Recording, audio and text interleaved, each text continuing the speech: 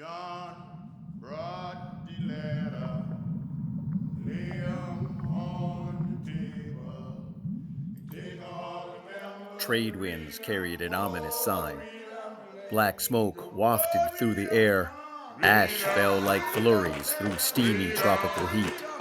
Merchant ships busily cruised to and fro, keeping a wary eye on the sinister black haze as it hung in contrast over the crystal blue waters of the Caribbean Sea. Plantations were burning, and with them, the shackles of slavery. The fires radiated from the French island of Saint-Domingue. What began as a rebellious spark in the late 1700s turned to smolder in 1791, and by the early 1800s, Saint-Domingue was a revolutionary inferno. When the fires burned out in 1804, thousands lay dead. 75,000 French, 45,000 British, and 25,000 island colonists died attempting to hold on to France's valuable island pearl. Perhaps 200,000 enslaved Africans had given their last breath for something more valuable than riches. They died for freedom. Although the story of this revolt is filled with twists and turns, the strategy was straightforward. Eliminate every last slaveholder on the island, leave not one alive. The death toll estimates vary wildly, but all agree that it was a violent, bloody, yet successful revolt, engineered and carried out by an army of enslaved people. The revolution resulted in a free black republic. Saint-Domingue became Haiti. This was the Haitian Revolution.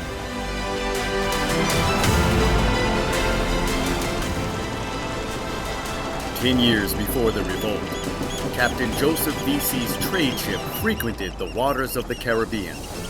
He supplied the island plantations between Saint-Domingue, Bermuda, and St. Thomas with fresh supplies of enslaved people.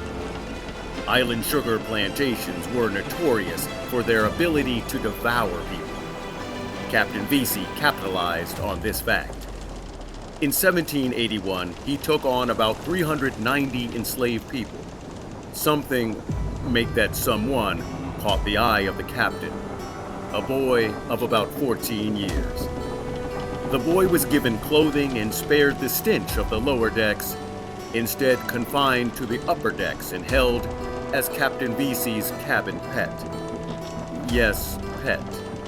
After some time, the captain, no longer amused by the boy, sold him.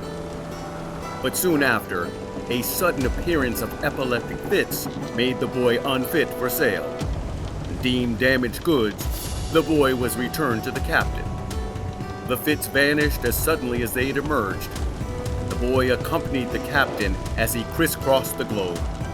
Many of these voyages set a course in and around the turbulent waters of Saint-Domingue.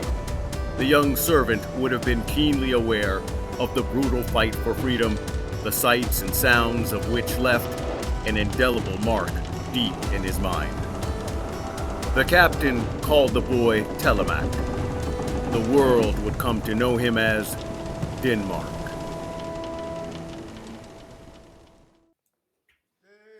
After the American Revolution ended in 1783, Captain Vesey dropped anchor and settled in Charleston, South Carolina.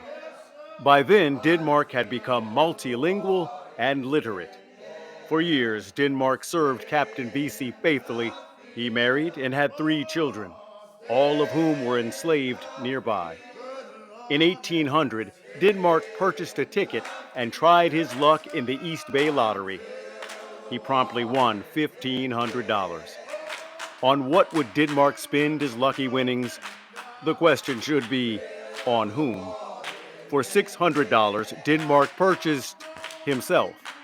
Denmark became Denmark Vesey, free man. Now to secure the freedom of his wife and children, but that part of his plan was denied. Their master flat out refused to sell. Keeping his family within arm's reach, Denmark refused to leave the slave state of South Carolina. Instead, a heartbroken, resilient, and driven Denmark Vesey opened a carpentry shop in Charleston. He grew into a revered member of the community. Denmark became increasingly brazen and bold. They say he walked down the street as if the world was watching. If walking those streets with a companion, and that companion bowed to a white person, he would scold them, saying that he would never cringe to whites, nor should any man. If the companion dared answer, "But we are slaves," sarcastically Denmark would answer, "Then you deserve to be just that, a slave." Denmark kept a close eye on the debate surrounding the admission of Missouri as a new state. He carefully read speeches made against adding Missouri as a slave state. Some included the idea of ending slavery in the United States altogether. There was hope in Denmark's heart for his wife, children, for all enslaved people. That hope was dashed in the wake of the Missouri Compromise. Compromise over people's freedom? How could that be right?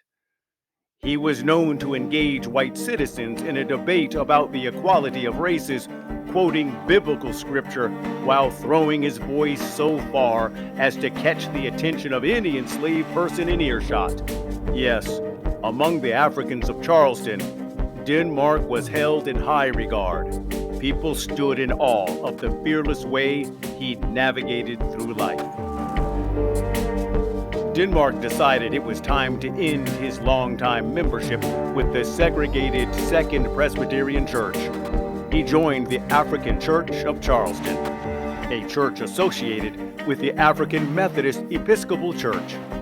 The AME Church had originated in the northern state of Pennsylvania and was known for its dedication to the abolition of slavery.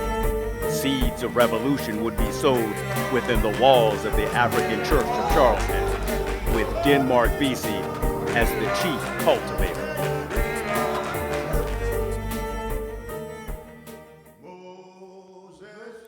Throughout the enslavement of Africans in America, many white landowners convinced themselves that their enslaved property was content, even happy, singing in the fields from can't see in the morning till can't see at night. For some, perhaps, this belief may have been necessary to continue such a cruel and inhumane, yet profitable system. But who feels it also knows it. Although many enslaved people played the part of obedient servant, a state of war existed just below the surface of the master-slave relationship. Well aware that in South Carolina he was part of the majority population, Denmark Vesey was poised to bring simmering dissatisfaction to full boil. One Saturday afternoon in May of 1822, an enslaved cook named Devaney was sent to the market. While dutifully going about his errands, he found himself being offered something well beyond his culinary needs. An enslaved man named William, electric with excitement, approached and engaged Devaney in conversation. "We are determined to shake off our bondage," he said. "Many have joined, and if you will go with me, I will show you the man who has the list of names and who will take yours down." Devaney was a cook who apparently had no appetite for whatever it was William was cooking up. Instead, he made his way for his master's house.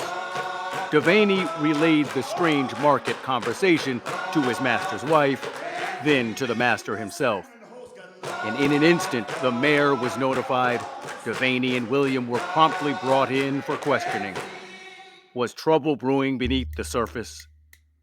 The intense examination of William yielded the names of two enslaved men, Mingo Harth and Peter Poyas. Any alarm that had been raised was quieted by their steady coolness under questioning. So cool, in fact, that the mayor thought it was best to keep the whole thing silent.